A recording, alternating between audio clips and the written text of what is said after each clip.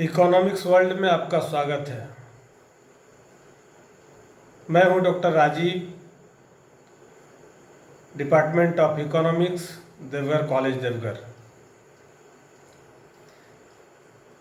आज मैं बात करूंगा भारत में कृषि व्यवस्था की, उसकी विशेषता की और उसकी समस्या की, अर्थात विशेषताएं, समस्याएं और कृषि संबंधित कार्यक्रमों से जुड़ी हुई केंद्र सरकार की जो नीतियां हैं, उन नीतियों पर चर्चा करेंगे। दुनिया के मानचित्र पर एक ऐसा देश जहां के 56% लोग आज भी कृषि से जुड़े हुए हैं। विश्व का यह एक अनोखा देश है जिस देश के अधिकांश लोग अपनी आजीविका, अपना जीवन यापन, अपना भरण पोषण, ये सारा कृषि की व्यवस्था पर निर्भर करता है। उसी देश की अर्थव्यवस्था की, जिस देश में इतनी बड़ी संख्या में लोग कृषि पर निर्भर रहते हों। यूं तो प्राचीन काल से ही भारतीय अर्थव्यवस्था में कृषि का महत्वपूर्ण स्थान रहा है और आज भी इस बात से नकारा नहीं जा सकता। आज भी कृषि की प्राथमिकता, कृषि की प्रासंगिकता इस देश के लोगों के जीवन से जुड़ी हुई है। कृषि भारतीय अर्थव्यवस्था की रीढ़ मानी जाती है और जिस अर्थव्यवस्था की रीढ़ में कृषि हो, जिस देश की अर्थव्यवस्था में इतनी महती भूमिका कृषि की हो, उस देश के लोगों के जीवन स्तर के बारे में और कृषि से जुड़ी हुई जो नीतियां और विशेषताएं हैं, उनकी चर्चा हम लोग विस्तृत रूप से करने जा रहे हैं। मित्रों, भारतीय अर्थव्यवस्था में कृषि की प्रधानता को देखते हुए प्रोफेसर गुन्नार मिर्डल ने बड़ी अच्छी बात कही। उन्होंने कहा कि भारत की दीर्घकालीन आर्थिक विकास की लड़ाई कृषि क्षेत्र में जीती या हारी जाएगी। अर्थात भारतीय अर्थव्यवस्था के विकास की जो लड़ाई है, इस देश को दुनिया के मानचित्र पर विकसित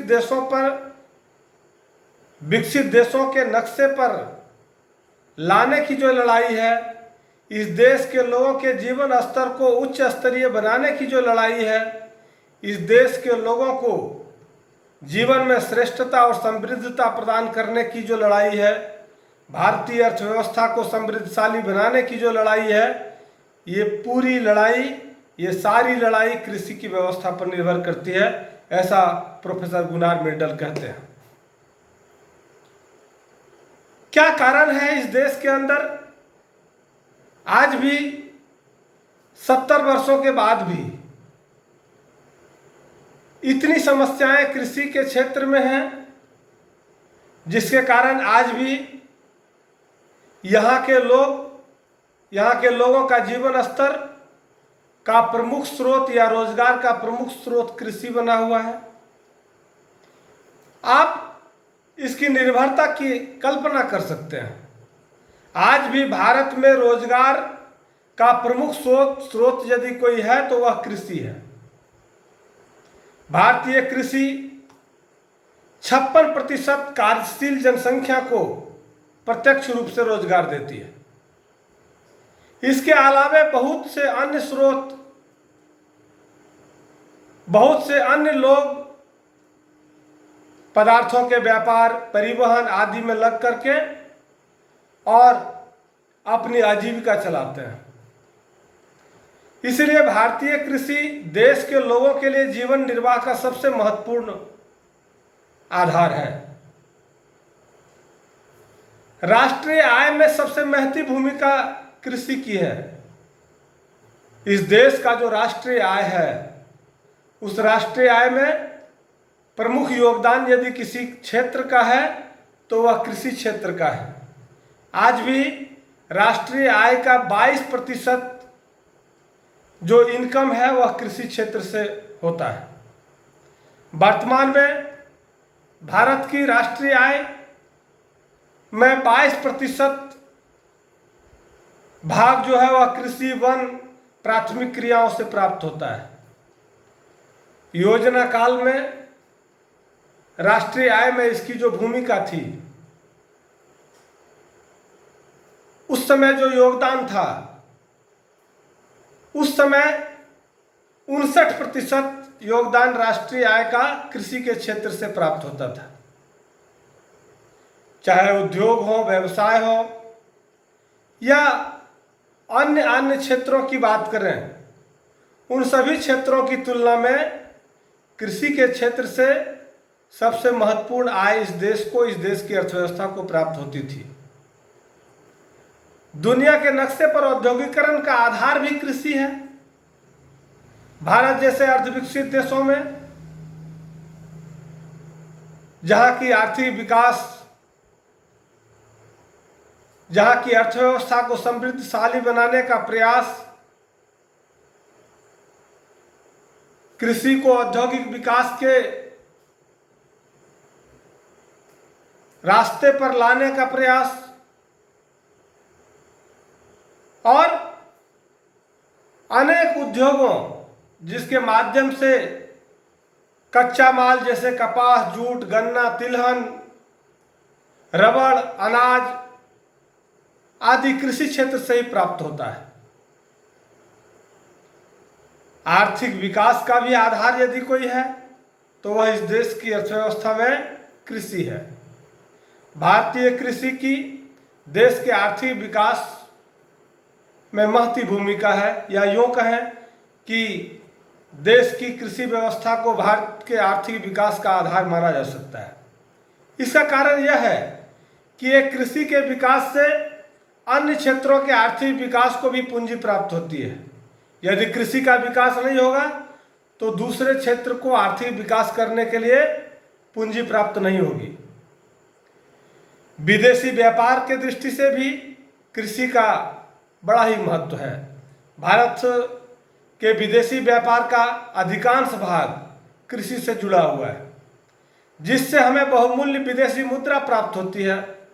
वर्तमान में भारत के कुल निर्यातों में कृषि निर्यातों की हिस्सेदारी 10% से भी अधिक है। खाद्यान्न सामग्री की पूर्ति का प्रमुख स्रोत कृषि है। भारत के अधिकांश लोगों को खाद्यान्न मुहैया कराने का जो स्रोत है उसको कृषि है। कृषि का सर्वाधिक महत्वपूर्ण योगदान बढ़ती हुई जनसंख्या के लिए पर्याप्त मात्रा में खाद्य सामग्री उपलब्ध कराना है। और आप एक व्यवहारिक पहलू को समझने का प्रयास करें। दुनिया के किसी भी क्षेत्र में वह रोजगार करने वाला कोई भी व्यक्ति क्यों न हो, भोजन तो देने वाला वह कृषक ही है। चाहे आप डॉक्टर हैं, इंजीनियर हैं, व्यवसायी हैं, दवाई बेचते हो, कपड़ा बेचते हो या हवाई जहाज चलाते हो। दुनिया का न केवल भारत का बल्कि दुनिया का कोई भी व्यक्ति हो, वह दुनिया में किसी भी क्षेत्र में किसी भी प्रकार के कार्य से अपने को जोड़े हुए हो या जुड़े हुए हो, यदि उसको भोजन चाहिए तो वह देने वाला, वह मुहैया कराने वाला, वह उपलब्ध कराने वाला वह कृषक है, जो पूरी दुनिया को जीवन देता है। राजस्व के क्षेत्र में भी हम जानते हैं कि किसी भी देश का आर्थिक विकास वहां के राष्ट्रीय आय पर निर्भर करता है। विभिन्न क्षेत्रों से जो सरकारों को आय प्राप्त होती है, उसी के माध्यम से सरकारें विकास के कार्यों को मूर्त रूप देती है। राजस्व में भी कृषि का महत्वपूर्ण योगदान है। प्रतिवर्ष करोड़ों रुपए का राजस्व कृषि के क्षेत्र से प्राप्त होता है। इसके अलावे कृषि आय तथा कृषि से निर्यात या फिर पूंजी, सिंचाई के लिए पूंजी की जो जरूरत पड़ती है, उसके साधनों के लिए, पशुओं के लिए, खेती के लिए औजारों का, ट्रैक्टर तथा अन्य प्रकार के कृषि मशीनों का, गोदाम आदि में लगी हुई जो पूंजी है, कृषि के क्षेत्र में मानवीय पूंजी, जिसके माध्यम से दुनिया के सभी क्षेत्रों को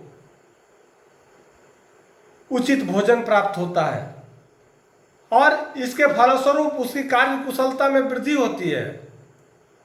ऐसे सभी क्षेत्रों को राजस्व में महत्वपूर्ण योगदान देने वाला कृषि है। कृषि को क्रांतियों का इंद्रधनुष भी माना जाता है, रेनबो ऑफ रेवोल्यूशन। मत्स्य पालन नीली क्रांति, पीली क्रांति, उर्वरकों के लिए भूरी क्रांति, दूध में श्वेत क्रांति, अर्थात दुनिया के अंदर कृषि के क्षेत्र में जितनी भी क्रांति हुई या उत्पादन के क्षेत्र में जीविकोपार्जन के लिए महती वस्तुओं को उपलब्ध कराने के लिए जितनी भी क्रांति हुई, उन सभी क्रांतियों का जड़ कृषि है। इसलिए इसे क्रांतियों का इंद्रधनुष कहा जाता है। सामाजिक तथा राजनीतिक महत्व के दृष्टि से भी, चूंकि दुनिया के नक्शे पर यदि आप अपने आप को या कोई राष्ट्र या कोई राज्य अपने आप को स्थापित करना चाहता है, तो वहाँ के लोगों का सामाजिक और राजनीतिक दृष्टिकोण से जो महत्व है, उसकी महती भूमिका होती है। कृषि के विकास में सामाजिक तथा राजनीतिक महत्व ही बहुत अधिक है। देश के लगभग 3/4 मतदाता गांव में रहते हैं और वैसे देश जहां लोकतांत्रिक व्यवस्था होती है, वहां मतदाताओं की जो भूमिका है वह आप समझते हैं। भारत जैसे लोकतांत्रिक देश के 3/4 से भी अधिक मतदाता गांव में रहते हैं और उसका जीवन यापन का आधार कृषि है। भारतीय कृषि की विशेषताएं क्या है? भारतीय कृषि की कुछ प्रमुख विशेषताओं से मैं आपको अवगत कराता हूं।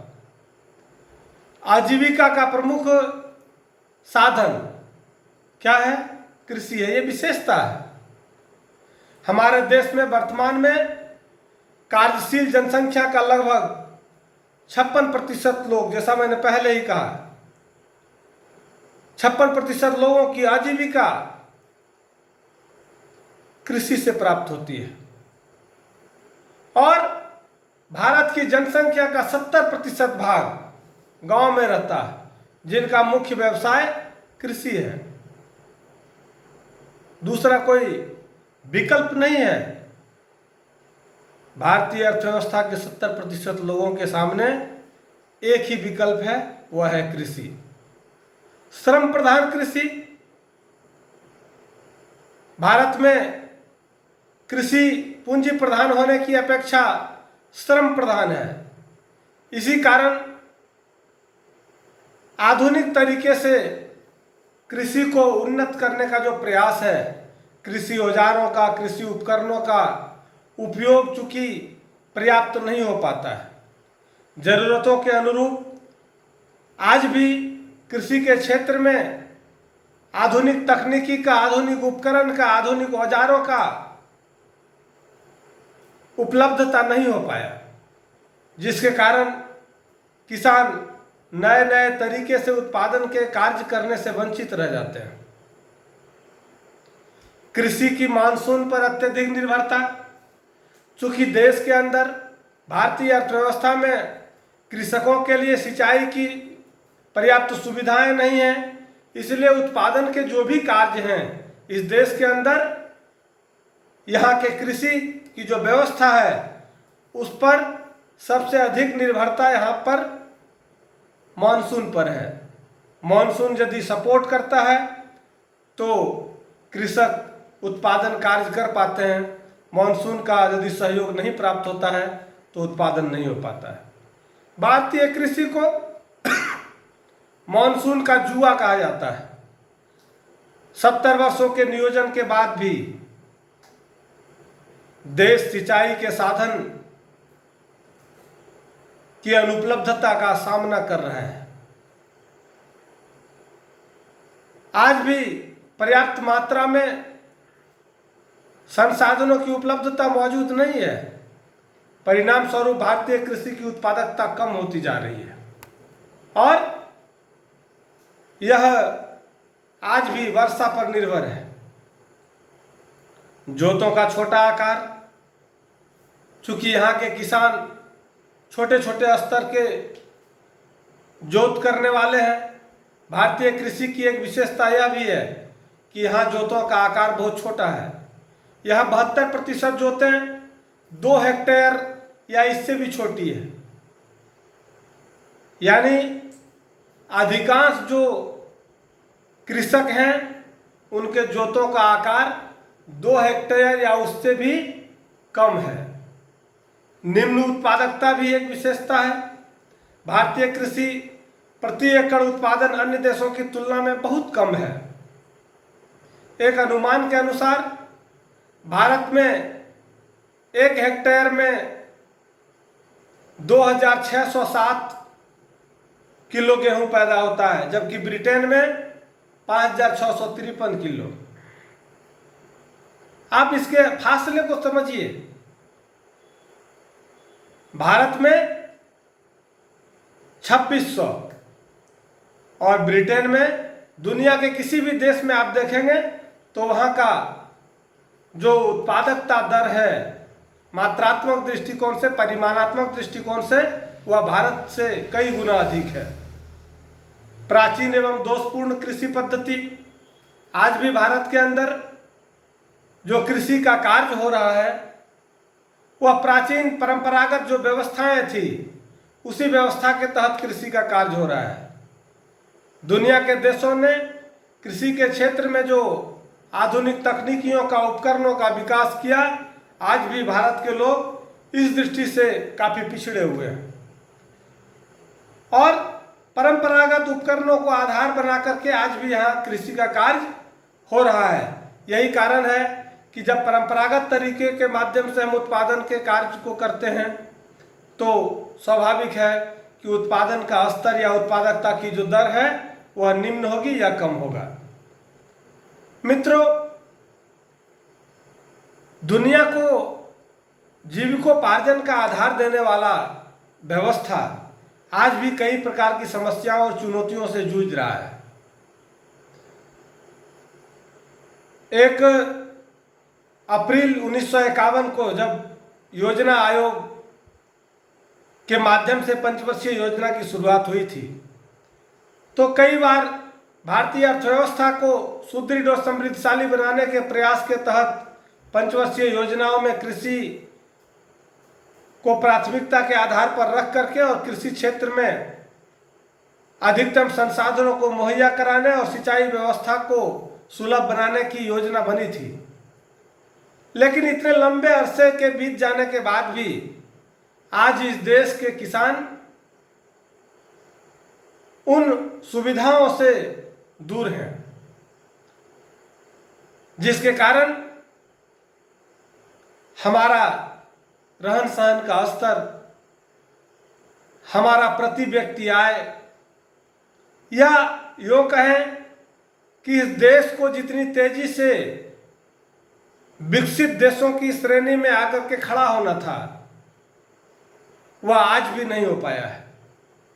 इसलिए यदि हम यह समझते हैं कि ऐसे प्रमुख क्षेत्रों के विकास के लिए सरकार को नई नीतियां बनानी चाहिए या ऐसे कार्यक्रमों को लागू करना चाहिए जिसके माध्यम से कृषि के निम्न उत्पादकता को या कृषि के क्षेत्र में आने वाली समस्याओं के समाधान के दिशा में सकारात्मक पहल हो, तो निश्चित रूप से सरकार को ऐसे प्रयास करना चाहिए।